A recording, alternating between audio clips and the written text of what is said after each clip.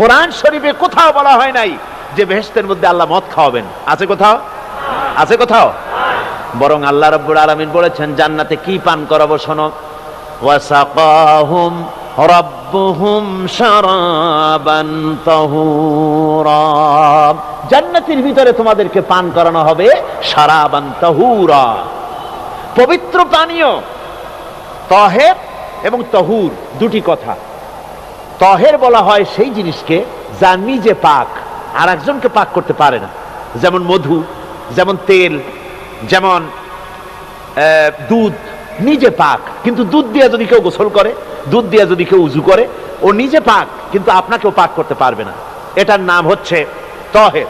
আর তাহুর বলা হয় সেই জিনিসকে যে নিজেও পাক এবং অন্যকেও পাক করে দিতে পারে, যেমন পানি। পানি নিজে পাক, ওটার দ্বারা উজু করলে, গোসল করলে সেও কি হবে? পাক হয়ে যাবে। আল্লাহ তাই বলেন জান্নাতের ভিতরে ওয়াসাকাহুম রাব্বুহুম শারাবান তাহুরা, জান্নাতের ভিতরে শরাবে তাহুর পান করানো হবে।